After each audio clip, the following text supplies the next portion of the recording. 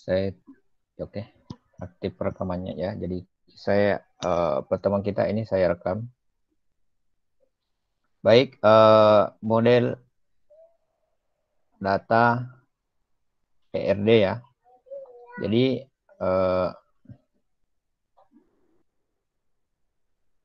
ini yang akan dicapai pada pertemuan kali ini adalah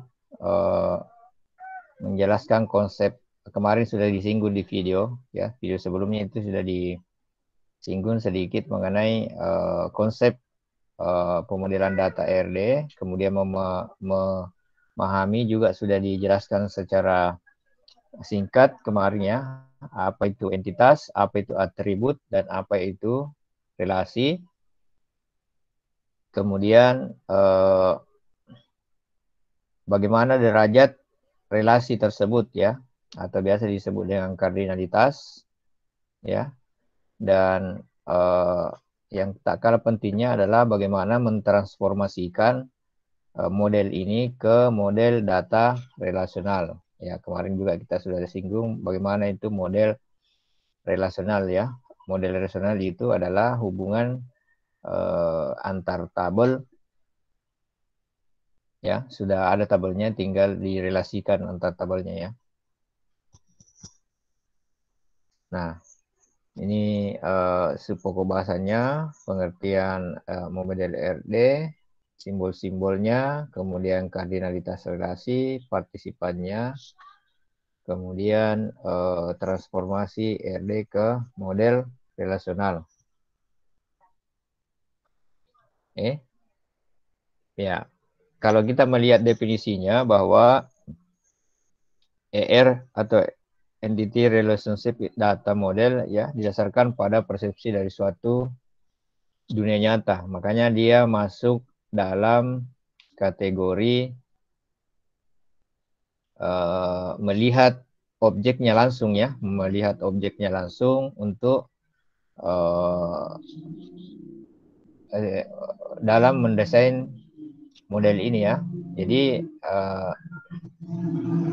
dari kumpulan-kumpulan objek itu, objek dasar itu kita membentuk yang namanya entitas ya, entitas. Dan dari objek-objek itu kita akan melakukan hubungan antara entitas satu dengan entitas lain ya, disebut dengan relasi ya. Ya, disebut dengan relasi.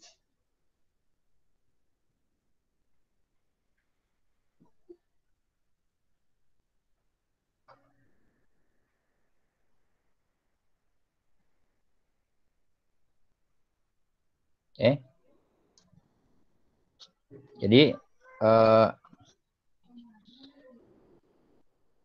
tadi saya singgung sebelumnya bahwa mengapa ERD ini penting ya bagi seorang perancang database. Itu mudah untuk dipahami ya, mudah untuk disajikan ya, dari segi pemakai nanti mudah untuk dimengerti ya. Ya, siapa yang pemakai? Pemakai itu misalnya programmer. Ya mau bikin program, bagaimana model database-nya? Begini nanti model database-nya begini. Ya, itu disajikan dalam bentuk ERD bisa ya. Kemudian bagi perancang database-nya sendiri mudah untuk membuatnya ya, karena kalau dilihat simbolnya hanya 3 utama simbolnya ya. 4 ya, 4 simbol utamanya, yaitu segi 4, kemudian belah ketupat, dan garis penghubung ya. Nah, namun ada apa namanya? Ada kombinasinya dari 4. Oh ya, ada satu lagi apa lingkaran ya. Kombinasinya terdiri ada kombinasi masing-masing simbol tersebut ya. Ada yang double garisnya, ada yang tebal. Nah, itu yang nanti jadi kombinasinya.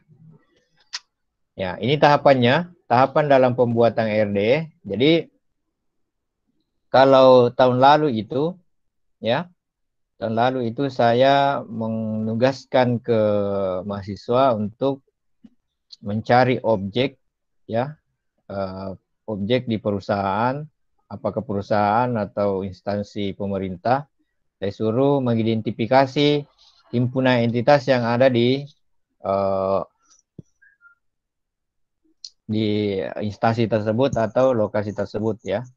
Nah, cuma karena ini pandemi, saya akan bagaimana nanti penugasannya, apakah mencari saja via browsing ya, nanti kita lihat ya objek-objeknya. Jadi ini butuh banyak latihan. Ini butuh banyak latihan supaya Anda paham betul bagaimana konsepnya ini ERD ya. Ya. Jadi tahapan pertama itu mengidentifikasi dulu ya, mengidentifikasi dan menetapkan seluruh himpunan entitas. Ini yang agak susah kalau pemula ya. Bagaimana membedakan mana entitas, mana atribut ya. Itu yang agak susah ya. Jadi butuh banyak latihan. Kemudian menentukan atribut kunci dari masing-masing himpunan ya. Himpunan entitas. Kemudian mengidentifikasi dan menetapkan seluruh himpunan relasi ya di antara himpunan entitas ya, himpunan entitas yang ada beserta porenke-nya, kunci tamu ya.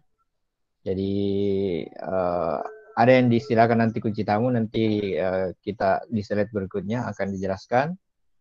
Kemudian menentukan derajat ya, derajatnya ini adalah hubungannya, derajat bagaimana derajat hubungannya ya antara entitas satu dengan entitas lain, apakah erat atau biasa-biasa saja ya. Ya itu ada istilahnya tersendiri, ada namanya one to many, many to many dan seterusnya. Kemudian melengkapi himpunan entitas dan himpunan relasi dengan atribut-atribut deskriptif ya. Artinya ciri-ciri lain yang menguatkan entitas tersebut ya. Kemudian menentukan partisipasi constraint setiap relasi ya. Nah, ini adalah bagaimana membatasi antara wajibkah ada hubungannya atau hanya sekedar hubungan saja ya. Kemudian melakukan transformasi dari model RD ke model relationship ya, relasional ya, atau tabel-tabel. Ya. Tabel-tabel inilah nanti yang akan di-create di MySQL ya. Jadi nanti selesai dimodelkan baru bisa kita masuk ke tahap pembuatan database-nya ya. Jadi pembuatan database-nya itu lain lagi kesulitannya di situ ya. Kalau membuat tabelnya mungkin mengikuti contoh pemerintah sudah oke. Yang jadi masalah adalah seorang desain database itu adalah bagaimana merancang database-nya suatu perusahaan atau suatu instansi ya. Itu yang agak sedikit butuh keahlian khusus untuk butuh latihan banyak ya sebenarnya ya. Tidak perlu gampang sih sebenarnya, cuma butuh latihan ya. Karena kalau pertama biasanya salah, dilatih lagi, salah lagi ya. Nah, itu ya. Karena permasalahan dari suatu instansi itu beda-beda ya. Meskipun biasa sama kantornya, tapi kebijakannya beda, itu beda lagi model database-nya ya. Itu yang membuatnya menarik untuk dilakukan ini perancangan basis data ya. Itu. Ya, kalau Anda ini lulusan S1 ya, harusnya salah satu keahliannya adalah merancang basis data ya, merancang polanya sehingga hasil rancanganmu itu bisa dimanfaatkan oleh alumni SMK khususnya jurusan RPL ya. Ketika Anda ingin mengerjakan suatu proyek, Anda bisa mempekerjakan anak-anak SMK, yang alumni-alumni SMK untuk melakukan codingnya berdasarkan hasil rancangan Anda. Ya, ada nanti namanya mata kuliah analisis perancangan sistem. Ya, jadi di situ Anda lebih digembleng lagi bagaimana Anda membuat perancangan sistem secara keseluruhan. Ini baru perancangan database-nya, ya. Jadi pada mata kuliah ini baru dirancang database-nya. Kalau nanti di analisis dan perancangan sistem, ya Anda harus menganalisa secara keseluruhan apa-apa yang dibutuhkan dari sistem yang Anda inginkan, ya. Mulai dari hardware, software, ya. Itu. Jadi hardware, software, siapa orangnya yang mau pakai, ya, brandnya, ya. Nah, itu di mata kuliah itu akan lebih detail dijelaskan. Oke, kita lanjut. Nah, inilah simbol-simbolnya. Intinya ada 4, ya. Ada 4, ada entitas. Nah, entitas ini ada 3 model, ya. Ada strong, ada weak, dan ada asosiatif, ya. Asosiatif entity artinya gabungan antara relasi dan entitas. Jadi entitas relasi yang berubah menjadi entitas. Nanti ada contohnya juga, ya. Kemudian ada identify relasi, ya, yang double garisnya. Kemudian ada relationship, ya, yang biasa digunakan ini hanya ini, ya. Ini yang umum digunakan, ya. Dan ini, ya, atribut. Kalau yang ini yang 2, ya, jarang digunakan. Ya, ini juga jarang digunakan. Ini juga yang double ini jarang digunakan. Tapi ada contohnya, nanti kita akan lihat contohnya. Ya, kalau formula biasanya hanya ini yang digunakan, entitas strong, kemudian relationship dan atribut serta hubungan, ya, link.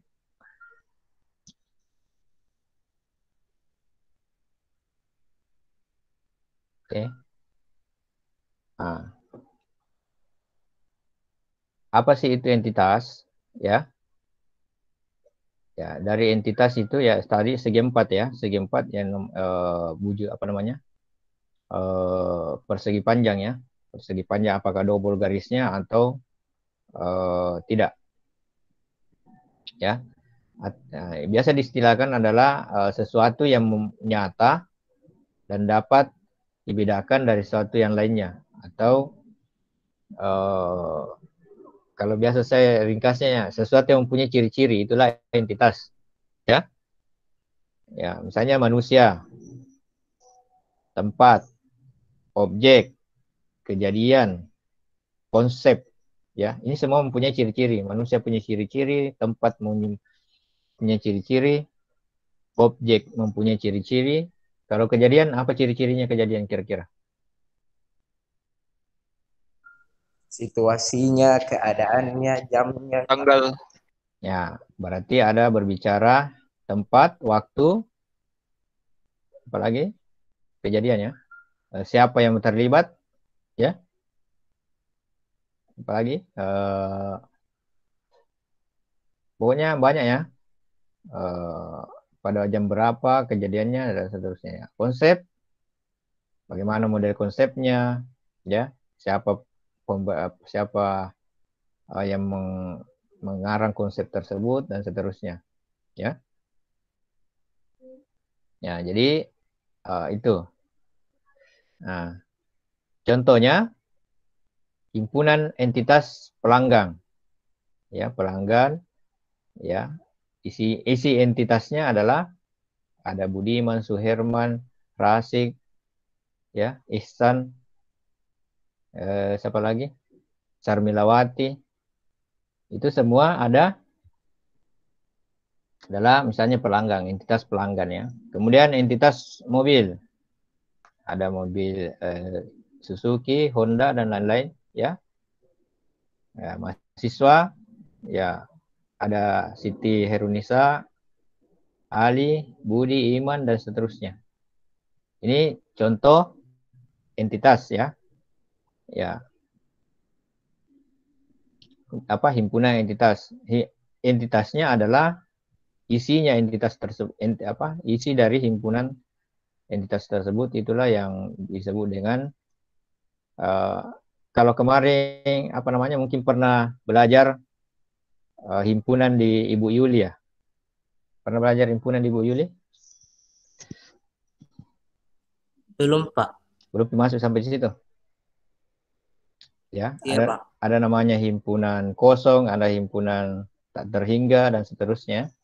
Nah, itu himpunan ya, adanya kumpulan dari sesuatu yang ini. Ya, kemudian ini contoh entitas ya. Entitasnya bahwa ada himpunan entitas. Kalau ini himpunan apa namanya nih? Entitas apa namanya nih? Mahasiswa ya. Ya. Iya, Pak. Entitas mahasiswa. Ya. Ada entitas satu, entitas ya dan seterusnya. Ya. Jadi jelas bahwa entitas adalah himpunan yang memiliki anggota ya. Himpunan yang memiliki anggota yang anggotanya itu mempunyai ciri-ciri yang berbeda. Ya, mempunyai ciri-ciri yang berbeda yang biasa disebut dengan atribut. Ya. Di sini yang kedua ada namanya atribut. Selain tadi ada entitas, ada atribut. Sekarang ini adalah atribut. Atribut atau properti ya merupakan karakteristik dari sebuah entitas ya, biasanya berhubungan dengan field dalam sebuah tabel. Field ya, bukan file. Field ya. Penentuan atribut bagi suatu entitas didasarkan pada relevansinya terhadap entitas tersebut. Nah, ini perlu digarisbawahi nih ya. Tidak asal menentukan entitas terhadap objek ya. Nah, jadi harus ada relevansinya dengan entitas yang menyandangnya ya. Contoh, kalau mahasiswa dengan pegawai, meskipun sama-sama orang, tapi entitasnya penyebutan entitasnya berbeda ya. Ya, berarti atributnya harus berbeda. Ya, atributnya harus berbeda. Misalnya kalau mahasiswa ada NIM-nya, sedangkan pegawai ada nomor pegawainya. Ya, ada namanya, ada juga namanya pegawai. Apa yang membeda lagi? Ya, kalau jurusannya. Kalau di pegawai apa? Ditempatkan di mana pekerjaannya ya, itu yang membedakan. Jadi harus direlevansikan. Jadi meskipun sama-sama manusia, tapi karena dia entitasnya berbeda ya, di entitas yang berbeda, maka juga harus ada relevansinya dengan nama entitas tersebut ya. Itu yang dimaksud dengan penentuan atribut bagi suatu entitas didasarkan pada relevansinya terhadap entitas tersebut. Kemudian ada istilahnya atribut kunci. Ya. Atribut kunci adalah atribut yang paling unik. Ya. Atribut yang paling unik untuk semua entitas dari himpunan itu ya. Jadi kalau mahasiswa ada namanya NIM. Inilah yang unik, tidak ada samanya ya. Jadi tidak ada mahasiswa yang sama NIM-nya. Ya. Kalau pegawai NIP, nomor induk pegawai. Ya. Kalau dosen ada namanya NIDN, nomor induk dosen nasional. Ya. Kalau apa lagi? Kalau penduduk ada namanya NIK, nomor induk KTP. Ya. Jadi itu yang unik-unik itu. Oke. Jadi itulah yang dimaksud dengan atribut kunci, atribut yang tidak ada samanya dalam suatu tabel. Nah, kemudian ada namanya atribut deskriptif. Ya. Atribut lain selain atribut kunci yang berfungsi sebagai penjelasan terhadap entitas dalam suatu himpunan entitas. Ya. Contoh atribut nama. Atribut nama ini adalah atribut deskriptif. Tidak bisa dia jadi atribut kunci. Kenapa? Karena di dalam suatu kampus ya, dalam satu kampus itu pasti ada orang yang sama namanya. Ya, pasti ada orang yang sama namanya, makanya dia tidak bisa disebut dengan atribut kunci. Makanya yang membedakan antara mahasiswa yang sama namanya adalah NIM-nya. Ya.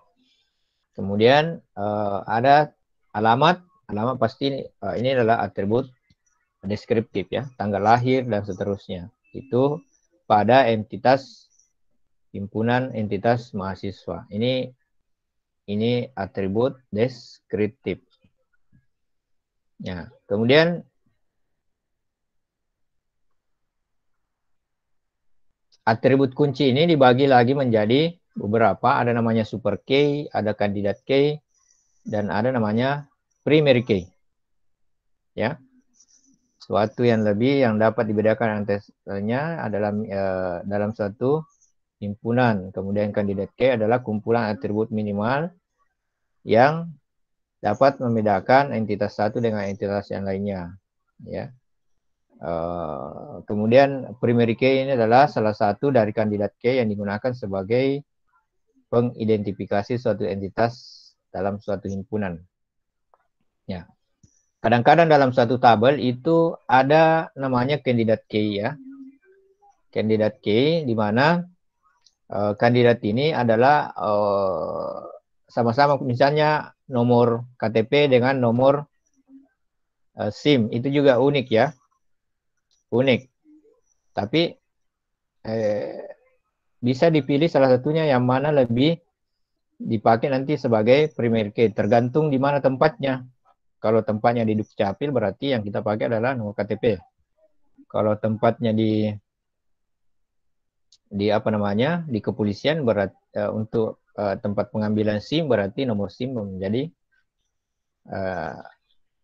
kandidat key. Primary key. Ya. Nah, contohnya seperti ini. Jadi super key adalah gabungan dari beberapa kandidat, gabungan dari beberapa atribut, baik itu atribut kunci maupun atribut deskriptif. Ya.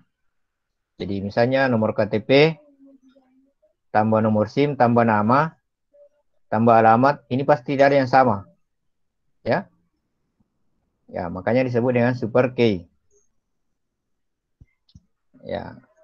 Kemudian nomor KTP tambah nomor SIM tambah nama masih tidak ada yang sama. Nomor KTP tambah nomor SIM juga tidak ada yang sama.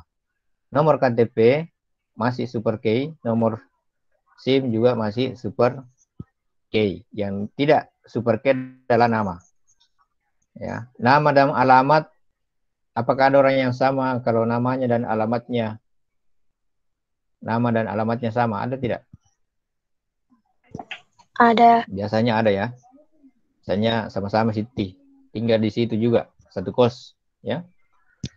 Tinggal nomor kamarnya beda. Ya, ini agak susah ya untuk di ini. Apalagi kalau biasa nama-nama ini nama depannya saja yang berbeda, ya, nama belakangnya sama semua. Kemudian kandidat key adalah kandidat atribut yang berdiri sendiri yang memungkinkan bisa jadi primary key, itulah kandidat key. Nah, misalnya ini nomor SIM dan nomor KTP ya, itu sama-sama unik. Ya, nomor KTP atau nomor SIM, jadi primary key-nya adalah nomor KTP atau nomor SIM, di mana tergantung ke kebutuhan ya. Jadi itu tadi saya jelaskan di mana tempatkan, apakah dia di kepolisian atau di Dukcapil ya, tergantung kebutuhan. Kalau di bank kalau kita buka rekening biasanya kalau tidak ada nomor KTP, tapi mungkin sekarang itu sudah ketat ya. Dulu kalau kita buka rekening bisa pakai KTP, atau kalau tidak ada KTP kita bisa pakai SIM. Saya tidak tahu sekarang apakah kebijakan itu masih bisa digunakan atau wajib sudah pakai nomor KTP. Ya. Dulu kalau kita buka rekening masih bisa pakai nomor SIM.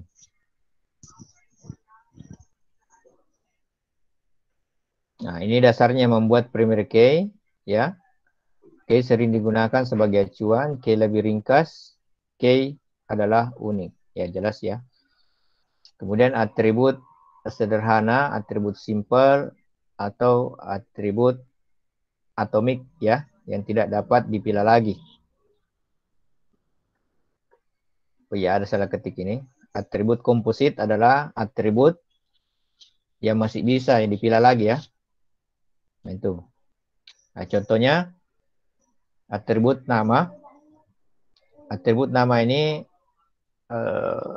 nilainya paling kecil atau atomik di Indonesia. Ya.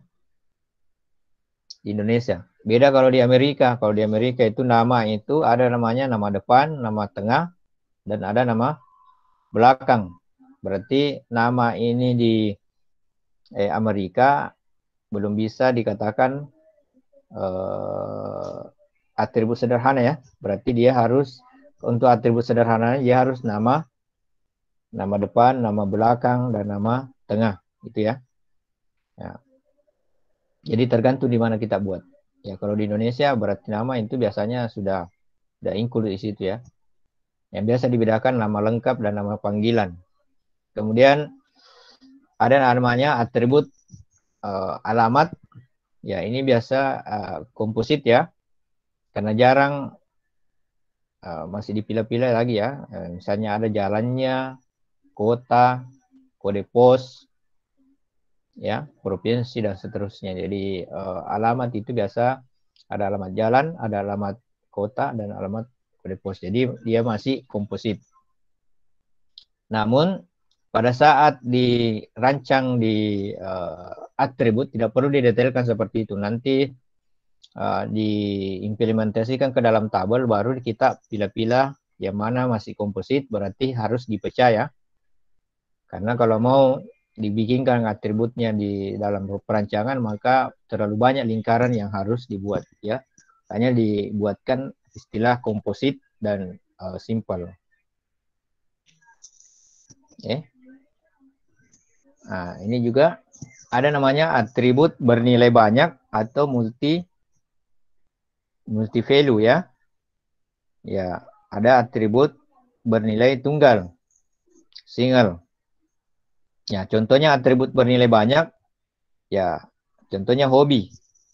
Hobinya orang ada beberapa, ada yang satu. Kalau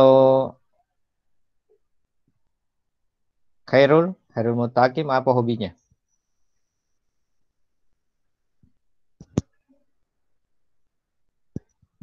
Nonton, Pak. Nonton apa? Nonton Berapa itu? Jangan sampai nonton 19 detik. tidak. Oke, jadi nonton. Apalagi selain itu? Beda dengan Rasik. Rasik itu 4 hobinya. Ya, tergantung musim. Kalau musim kalau musim hujan ya hobinya main hujan-hujan. Kalau musim kemarau apa? Hobinya main layang-layang. Lagi Rasik?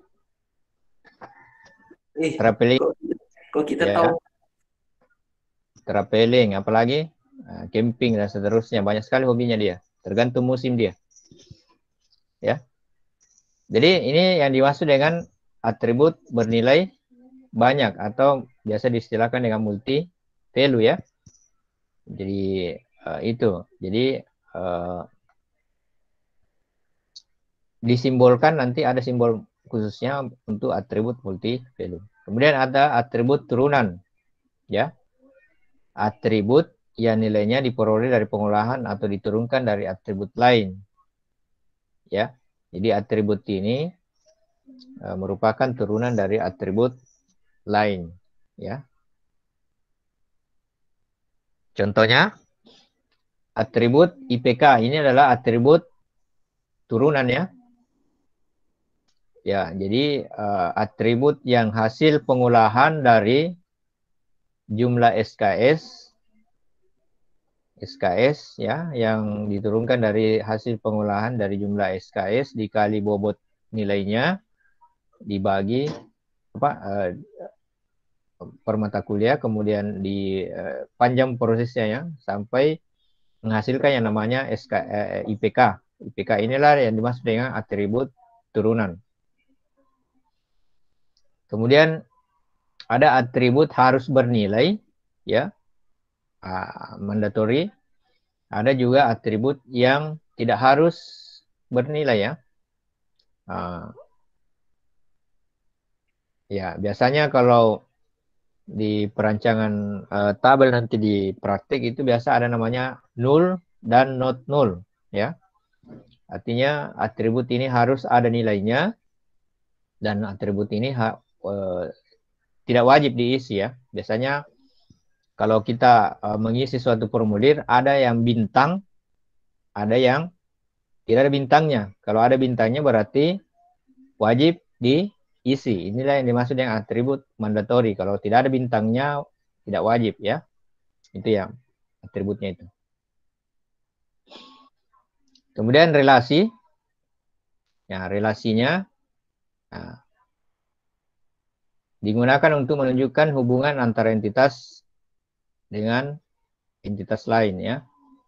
Himpunan relasi atau biasa disebut dengan relationship set, ya, merupakan kumpulan semua relasi. Jadi kalau digambarkan antara tabel seperti ini, mahasiswa mata kuliah, ya, tabel mahasiswa dan tabel mata kuliah, di mana si Rudy itu memprogramkan mata kuliah internet 1, juga memprogramkan mata kuliah network 1, ya. Andi hanya memprogramkan mata kuliah internet 1. Sementara si Susi belum memilih mata kuliah. Ya, itu maksudnya. Ya, jadi Andi mempelajari mata kuliah internet 1, Rudy mempelajari mata kuliah internet 1 dan internet network 1, ya. Itu ya.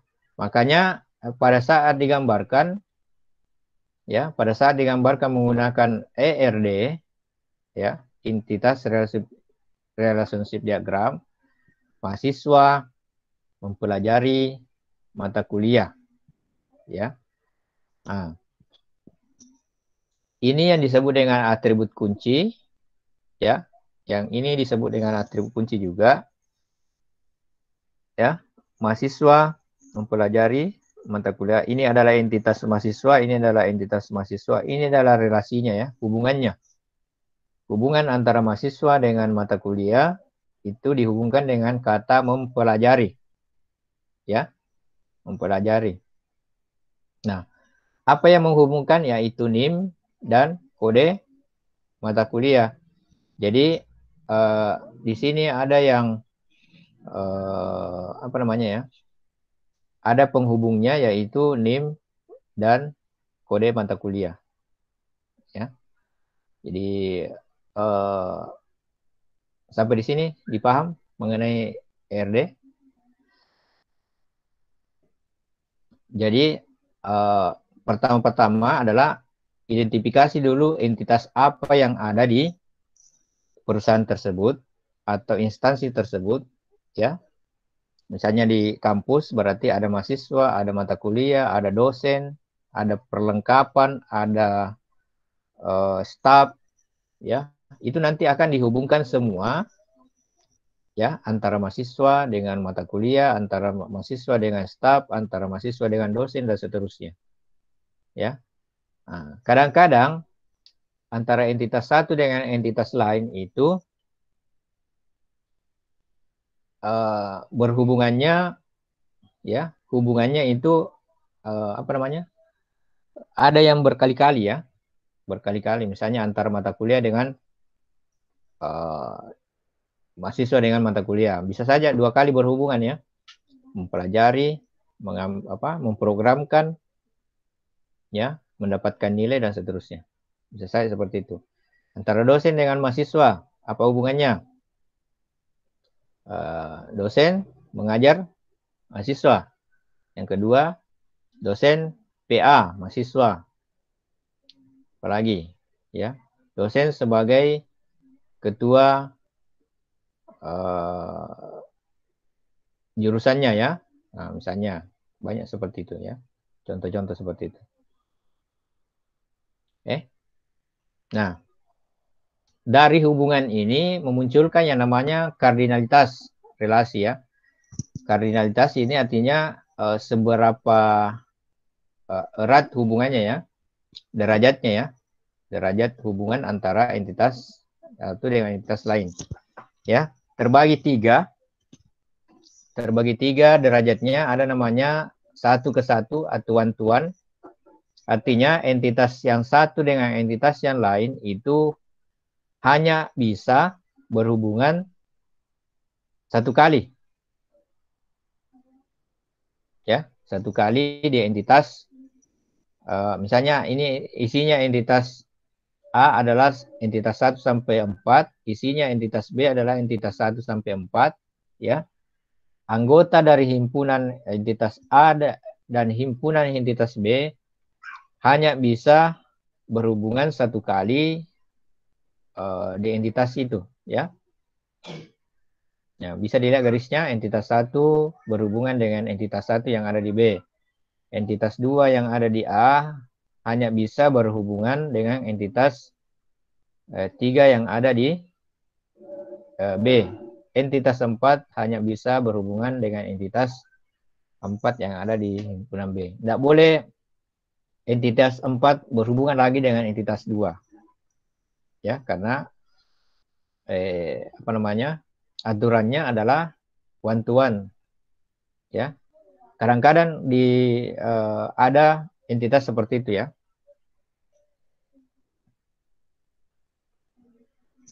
Contoh, dosen. Jadi ada tulisannya satu dosen mengepalai 1 program studi. Ya, 1 dosen mengepalai 1 program studi. Saya, ya. Harusnya di sini adalah kode dosennya dan ini adalah kode program studi. Ya. Yang kedua, 1 ke banyak, ya. 1 ke banyak adalah himpunan yang ada di A bisa memilih banyak entitas yang ada di himpunan B. Tetapi tidak sebaliknya. Ya. Tidak sebaliknya, artinya kalau sudah himpunan A bisa memilih banyak ke himpunan B, berarti himpunan B tidak boleh memilih banyak ke himpunan A. Kecuali dibalik, himpunan B bisa memilih banyak di himpunan A, tetapi himpunan A tidak bisa memilih banyak di himpunan B. Bisa seperti itu. Itu yang dimaksud dengan one to many. Contohnya adalah setiap agama dapat dianut oleh lebih dari 1 mahasiswa, ya. Tetapi tidak sebaliknya. Setiap mahasiswa hanya dapat menganut 1 agama. Bisa dipahami nih? Kalau hubungannya many to many, maka berarti setiap agama bisa dipilih oleh banyak mahasiswa. Kalau sebaliknya, setiap agama setiap mahasiswa bisa memilih banyak agama, tidak mungkin ya. Harus satu di KTP-nya. Kalau keyakinannya ya, saya kurang tahu. Ya, digambarkan seperti ini. Agama, kode agama, deskripsinya misalnya kodenya 001, agama deskripsinya Islam misalnya 002, deskripsinya Kristen, Protestan dan seterusnya. Nah, sampai ke Konghucu, ya. Itu kodenya. Jadi satu agama dianut oleh banyak mahasiswa. Jadi digambarkan seperti ini, ya. Oke, paham sampai sini? Paham, Pak. Ya. Kemudian ada namanya many to many. Ya, many to many artinya bebas. Ya, antara himpunan A dengan himpunan B bebas memilih berapa saja yang ada di himpunan B. Begitu juga sebaliknya, himpunan B bebas siapa saja yang memilihnya, ya. Misalnya setiap dosen dapat mengajar lebih dari satu mata kuliah dan setiap mata kuliah dapat diajar oleh lebih dari satu dosen. Bisa ya? Misalnya sekarang ini sistem berbasis data banyak mahasiswa ya mempelajari. Di kelas ini saja sudah 25 yang join, ya. Dan bisa diajar oleh beberapa dosen, ya. Sekarang diajar ada yang kelasnya Pak Andi Sumardin, ada kelasnya Pak Akbar Hendra, ya, dan saya sendiri, ya. Jadi seperti itu. Itu maksudnya ini. Jadi digambarkan end to end, ya. N itu menandakan banyak, ya. Biasa juga disimbolkan M to N, ya. Many to N. N itu artinya bernilai banyak, many to, ya. M to N. Yang membedakan adalah M biasanya adalah sebelum kata kerja, ya. N adalah setelah kata kerja. Karena biasanya ini dalam persegi ini, dalam belah ketupat ini isinya biasanya kata kerja, ya. Dosen mengajar mata kuliah. Banyak dosen mengajar banyak mata kuliah. Itu kalau dibaca seperti itu, ya. Jelas ini, ya. Nah,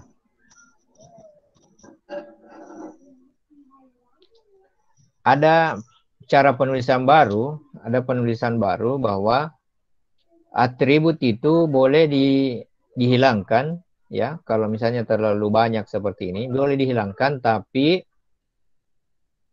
menghilangkannya itu harus dibuatkan namanya kamus data, ya.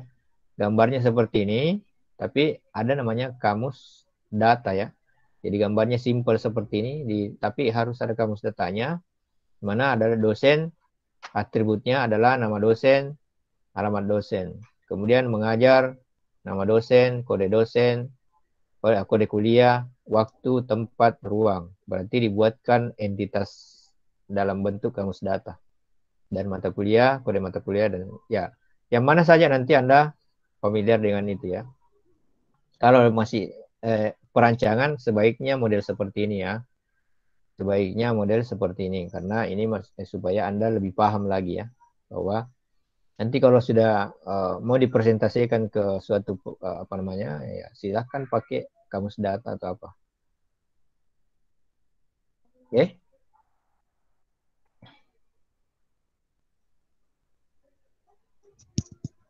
Ya, ada namanya lagi ini, ya. Jadi setelah ditahu derajatnya itu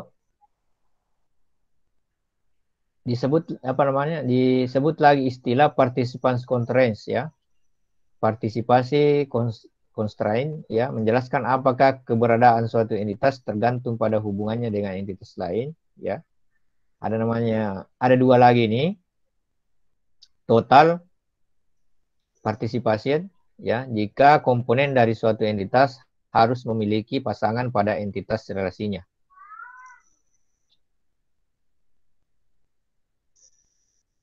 Sorry, kenapa ini terpaste ini tadi? Ini si Bram ini. Ya. Jadi abaikan ini ya, tulisan ini. Jika setiap komponen dari suatu entitas tidak harus memiliki, jadi ini adalah yang tidak total ya. Tertimpa di sini anunya. Dulu.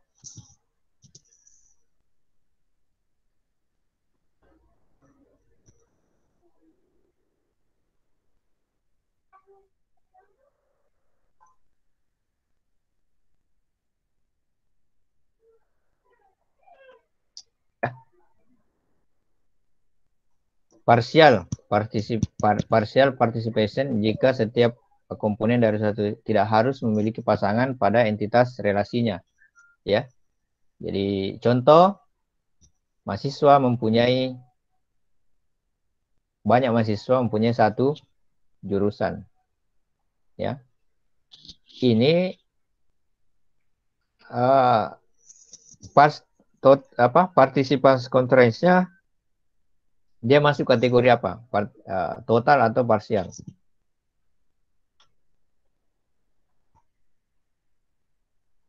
Iya Kak, iya Pak. Mahasiswa mempunyai jurusan. Apakah ini total atau partisipasi parsial? Kan di situ dijelaskan bahwa total partisipan adalah jika komponen dari suatu entitas harus memiliki pasangan pada entitas relasinya. Sementara partial participation adalah jika setiap komponen dari suatu entitas tidak harus memiliki pasangan dari entitas relasinya. Total partisipasi. Berarti Total Pak, total ya, karena mahasiswa wajib mempunyai satu jurusan ya. Jadi dia adalah total. Ya. Jadi dia total.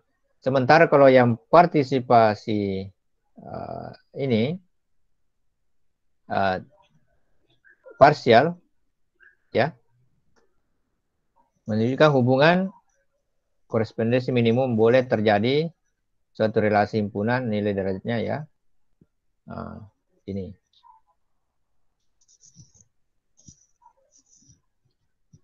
Ini derajat relasi minimum ya. Ada lagi 01, 0N. Ada 11, 1N. Ada NN ya, dan seterusnya. Nah, contoh. Mahasiswa mempelajari mata kuliah. Minimal 0, maksimal N. Ini juga maksimal 0, maksimal N. Artinya mahasiswa bisa tidak ada mempelajari mata kuliah itu ya. Ya, begitu juga mata kuliah itu bisa saja belum ada mahasiswa memilihnya ya. Jadi penjelasannya sih, setiap mahasiswa mempelajari banyak mata kuliah, tetapi ada mahasiswa yang belum atau tidak mempelajari mata kuliah satu apapun ya. Mungkin maba ya, belum ada mata kuliahnya dia programkan, berarti bisa saja belum berelasi. Ya. Kemudian setiap mata kuliah dapat dipelajari oleh banyak mahasiswa, tetapi biasa juga ada mata kuliah yang tidak atau belum diikuti oleh satupun mahasiswa. Ada tidak mata kuliah belum ada yang dipelajari, belum pernah dipelajari oleh mahasiswa?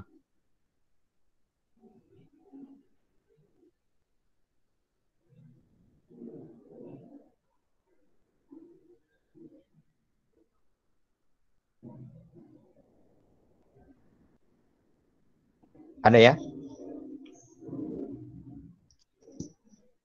Misalnya mata kuliah pilihan. Mata kuliah pilihan itu tidak ada mata kuliah yang pilih. Dari dibukanya mata kuliah itu tidak pernah ada mahasiswa yang pilih, maka itulah mata kuliah yang belum ada yang mengikuti satupun mahasiswa. Ya.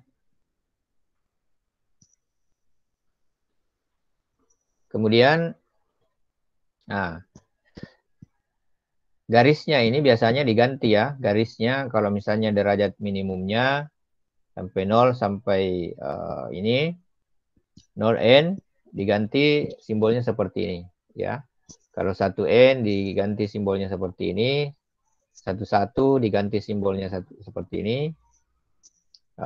Kemudian 01 diganti seperti ini ya. Notasinya ya. Jadi tadi ini bahwa mahasiswa mempelajari mata kuliah simbolnya berubah seperti ini ya. Ya, jadi ini hanya alternatif ya, cara lain ya. Kalau belum sampai di sini ya enggak masalah. Sampai di sini saja sudah cukup ya. Ini sudah cukup sampai jika sudah bisa menentukan N sampai N mahasiswa banyak mempelajari satu jurus mahasiswa banyak mahasiswa mempunyai satu jurusan, itu sudah cukup ya. Ini adalah tambahan-tambahan. Jangan sampai Anda membaca suatu rancangannya orang lain modelnya seperti ini, Anda sudah tahu toh, sudah tahu oh maksudnya begini. Ya, jangan sampai dikasih proyek baru tambahannya gambarnya seperti ini. Nah, itu Anda akan kewalahan kalau tidak tahu apa maksudnya ini. Kenapa ada bulat-bulat, ada ini ya. Nah, ada juga model salib lagi seperti ini ya. Jangan sampai Anda salah persepsi seperti ini ya. Salib terbalik. Oke, jadi itu ya. Nah, tadi dikatakan bahwa ada namanya strong entity, entitas kuat ya. Ya, jadi satu garisnya ada weak entity, entitas lemah. Ya. Nah, ini contohnya entitas kuat, ini entitas lemah.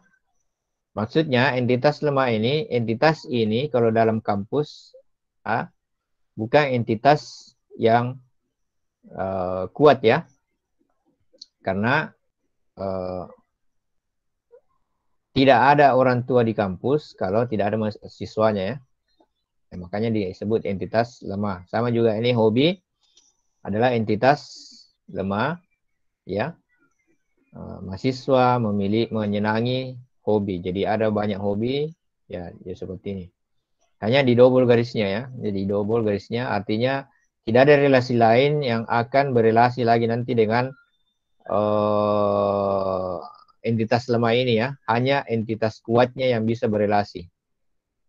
Kecuali ini mahasiswa bisa berelasi dengan mata kuliah, bisa. Tidak mungkin nanti ini orang tua berelasi dengan mata kuliah karena bukan dia yang mau kuliah.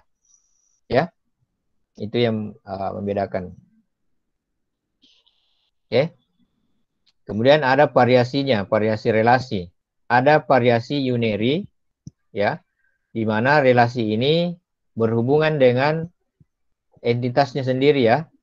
Jadi dia relasi yang berhubungan antara entitas itu dengan dirinya sendiri. Misalnya ini dosen mendampingi dosen ya. Satu dosen mendampingi banyak dosen.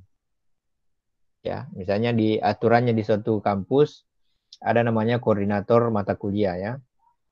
Berarti dosen yang satu sebagai koordinatornya, yang kemudian yang satunya lagi sebagai yang didampingi, mungkin dosen baru atau dosen belum lama di situ ya, jadi dia harus didampingi untuk supaya seragam isinya ya. Itu yang dimaksud dengan ini contohnya. Atau pendampingan dari segi dari segi pengurusan pangkat dan sebagainya.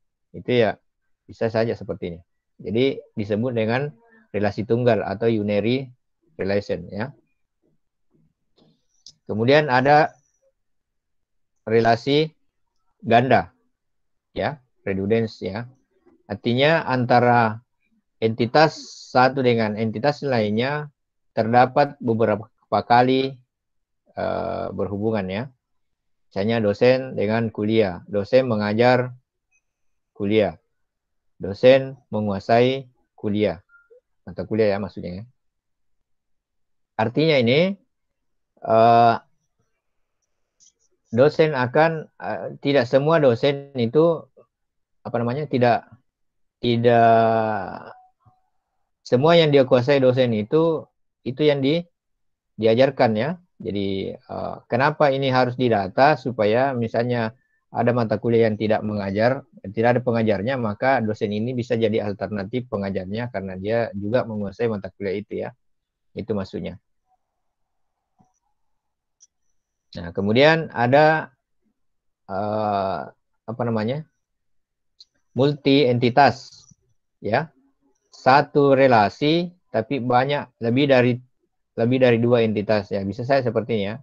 Kuliah, dosen, ruangan. Artinya mata kuliah harusnya ada lagi mahasiswa di sini di atas ya.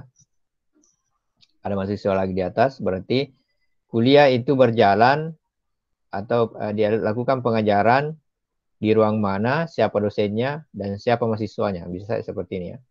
Tambahkan mahasiswa lagi. Jadi ini disebut dengan n-ary relation ya. Atau biasa disebut dengan multi entitas. Relasi multi entitas. Ya, terdiri dari 3 himpunan atau lebih ya. Ada namanya spesialisasi ya. Spesialisasi adalah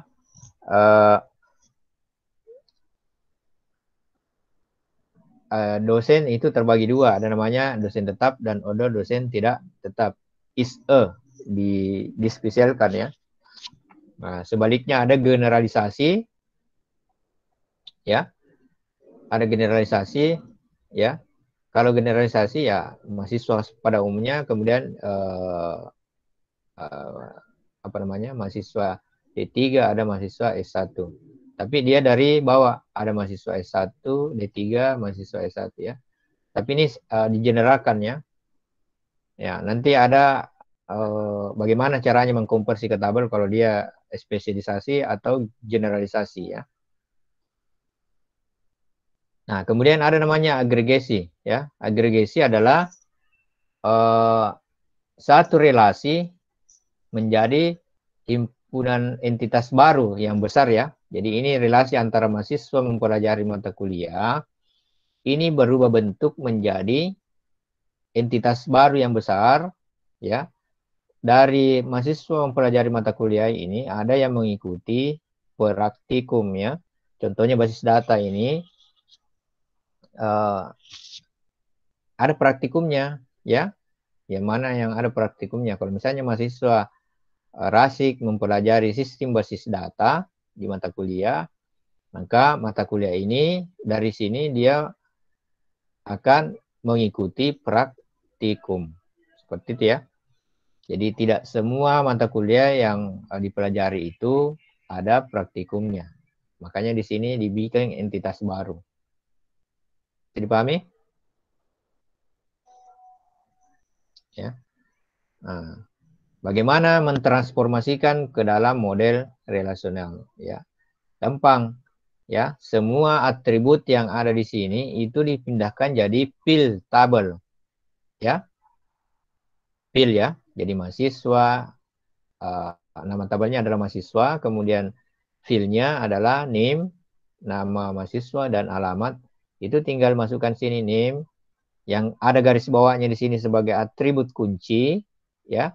Atribut kunci itu dikasih bintang, ya, kasih bintang, yang lainnya tidak, ya. Jadi dibuat seperti ini, ya. Jadi setiap himpunan entitas ditransformasikan sebagai tabel, ya. Ya. Kemudian kalau sudah itu nomor 2, relasi derajat 1 ke 1 menghubungkan dua himpunan entitas, mentransformasikan ke dalam tabel.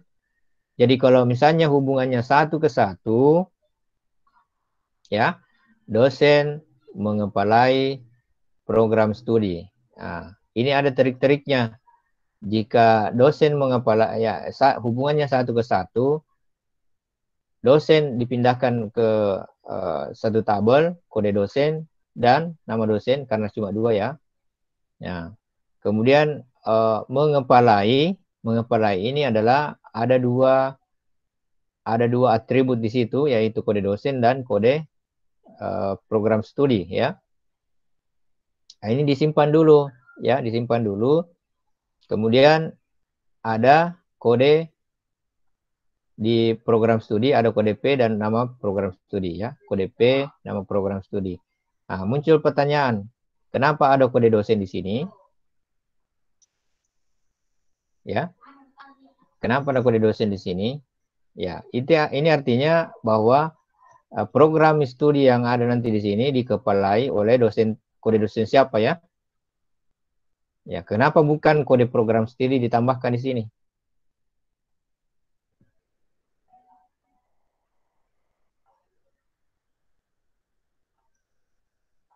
Kenapa kira-kira? Itulah tadi fungsinya ada namanya derajat minimum, ada 01, berarti ini sebenarnya 01 sebenarnya di sini 01. Di sini 11. Ya. Ini 01, ini 11. Kenapa 0 ini? Artinya tidak semua dosen menjadi kepala program studi, ya. Berarti ada dosen yang tidak mempunyai jabatan kepala program studi, ya. Bisa dipahami? Bisa, Pak. Nah, sementara program studi wajib ada satu dosen untuk menjadi kepala program studi, ya. Berarti ya untuk acuan untuk menempatkan yang mana ini pindah ke sini atau ini pindah ke sana, yaitu cari yang paling besar minimumnya, ya. Karena ini minimumnya tadi 0, berarti ya, ini bukannya, berarti ini yang 1, ya. Minimumnya adalah 1,1 ya. Ya, gambarnya salib terbalik tadi ya. Jadinya. Nah. Jadi berarti ini yang kode dosen pindah ke program studi. Saya paham ya? Ya, ini rumusnya. Ini rumusnya untuk yang relasinya 1:1. Atribut relasi akan disertakan ke himpunan entitas yang mempunyai derajat relasi minimum yang lebih besar. Ya. Tadi yang lebih besar adalah 1,1. Ya. Atau atribut relasi akan disertakan ke himpunan yang mempunyai jumlah rekor yang lebih sedikit. Jumlah rekor yang lebih sedikit ya. Nah, kita lihat ini kembali. Ya, yang mana yang mempunyai jumlah rekor yang sedikit? Taji rekor. Dosen, Pak. Hah? Yang masuk di sini, ini. Ini tabel dosen. Yang mana yang ini tabel program studi. Kalau diisi nanti ini tabel, yang mana paling sedikit isinya?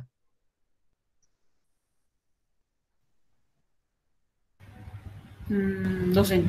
Dosen, Pak. Ay, enggak fokus ini. Halo. Fokus juga? Dosen, Pak. Dosen. Dosen yang paling sedikit isinya? Masa? Nggak tahu, Pak. Coba perhatikan di kampus ada berapa prodi? Hah? Ada berapa prodi di kampus? 2, Pak. 2, Pak. Berarti prodi cuma 2 isinya ya? Ya, Pak. Dosen ada berapa di kampus? Pak.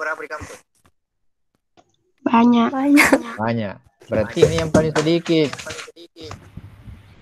Toh? Nah, jadi rumusnya untuk menentukan ini apakah dia kode dosen pindah ke program studi atau kode program studi pindah ke tabel dosen, cari yang paling sedikit rekornya, paling sedikit isinya. Ya. Hayalkan ke ini kalau di data nanti cuma 2 isinya. Kalau ini 40 isinya. Ya. Anggaplah dosennya istimewa ada 40 atau 50. Berarti ini semua nanti isinya ada 50. Sementara ini cuma 2 program studi. Oke? Paham ya? Iya, Pak. Nah, jadi caranya adalah apakah menentukan derajat minimumnya yang mana lebih besar atau yang mana lebih banyak rekornya, apa yang paling sedikit rekornya ya, yang paling sedikit rekornya. Yang ketiga, bagaimana kalau relasinya one to many? Ya, jelas kalau relasinya one to many berarti semua yang ada di atribut yang ada di relasi itu disematkan di atribut tabel many-nya ya, tabel yang banyak ya. Tabel one to many kan one to many. Satu dosen mengajar mata kuliah berarti semua ini kasusnya kalau one to many ya. Kasusnya kalau one to many berarti semua yang ada di sini itu dipindahkan ke sini. Ya, kode dosen dan ruangan. Tidak perlu lagi masukkan kode kuliah karena sudah ada kode kuliah di sini ya. Nama mata kuliah, SKS, ini semua yang ada di sini ditulis ulang dulu.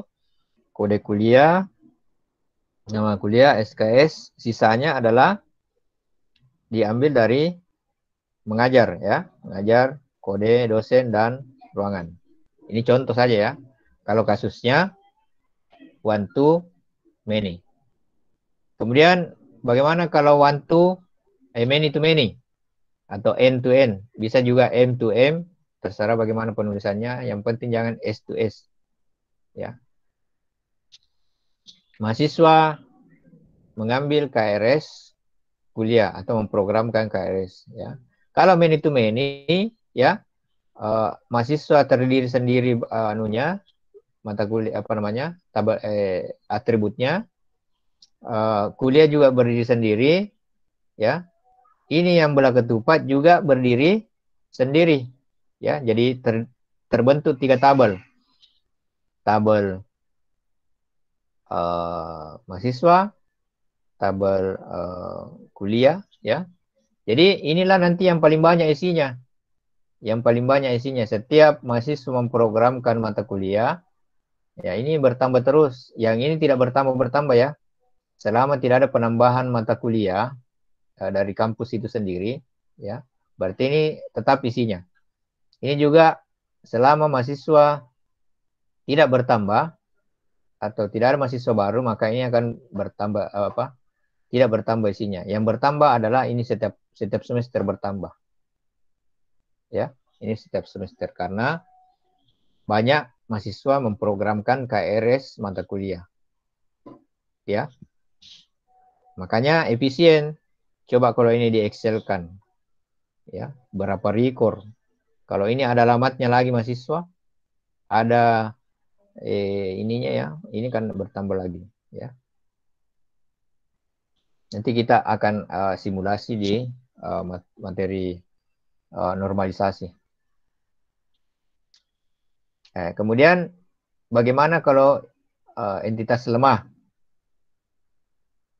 Entitas lemah ya, dibuat seperti ini, mahasiswa, NIM, orang tua,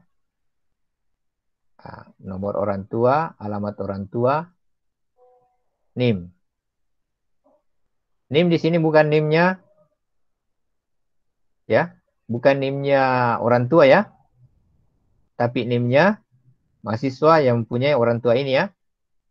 Begitu juga ini ya, hobi tidak mempunyai NIM, tapi hobi ini dimiliki oleh NIM siapa? Ya, makanya di sini K yang diambil dari entitas kuat.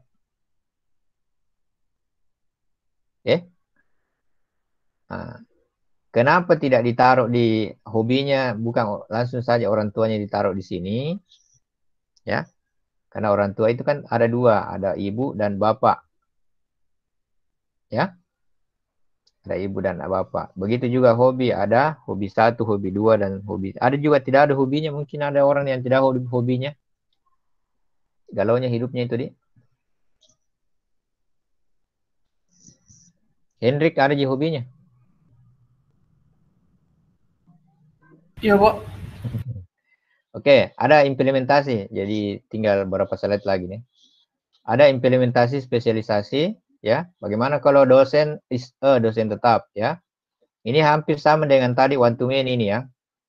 Nah, sama dengan one to many. Ada kode dosen, nama dosen, alamat dosen. Ini adalah dosen itu sendiri ya. Nah, kemudian ada dosen tetap, ya. NIP, pangkat, tanggal masuk, ya. Berarti disematkan di sini juga ada kode dosen, diambil dari kode dosen ini ya.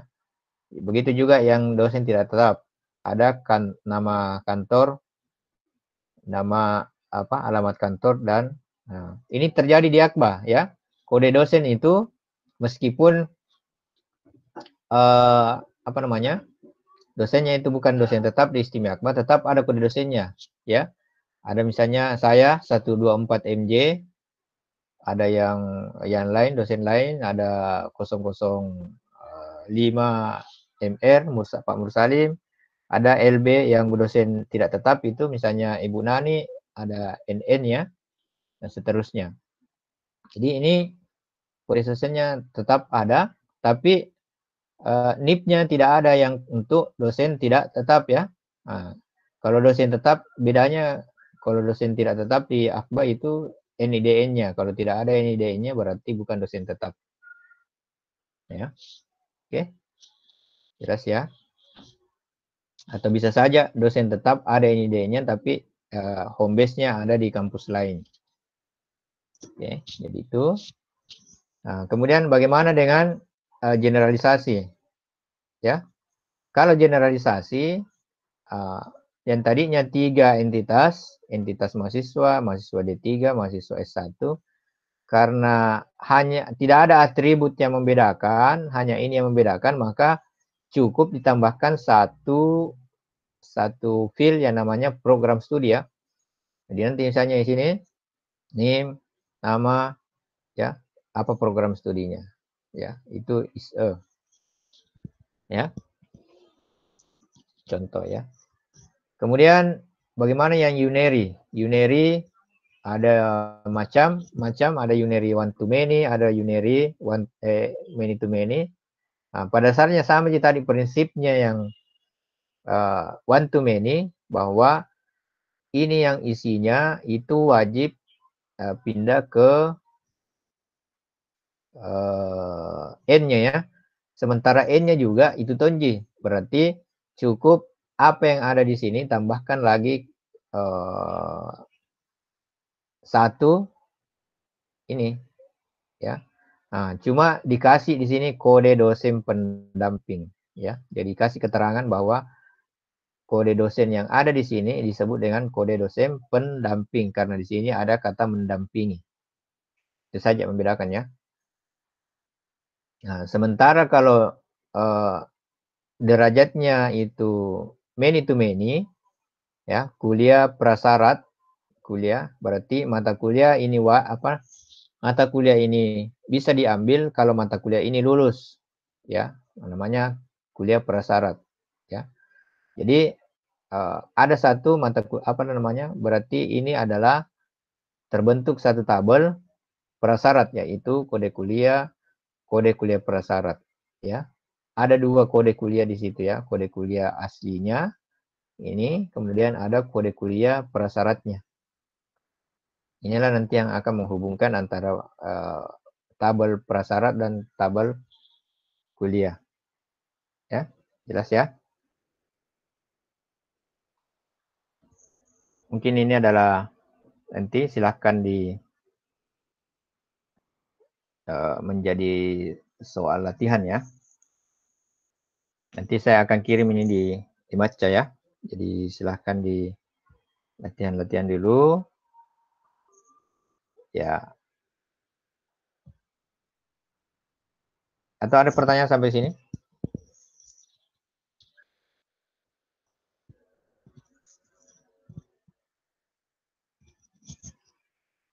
Aman Pak, aman. Jadi nanti ini harus banyak latihan ya. Sebenarnya kalau dilihat ini gampang, jika kalau dia nanti dapat kasus baru susah. Ya. Kasusnya baru ternyata susahnya di mana ya. Ya, itu menentukan, yang susah menentukan biasanya pengalaman kalau mengajar yang lalu-lalu adalah bagaimana menentukan antara susah membedakan mana ini atribut atau entitas dan relasi. Itu yang susah untuk diidentifikasi ya. Oke, kalau tidak ada masalah, saya hentikan dulu rekornya.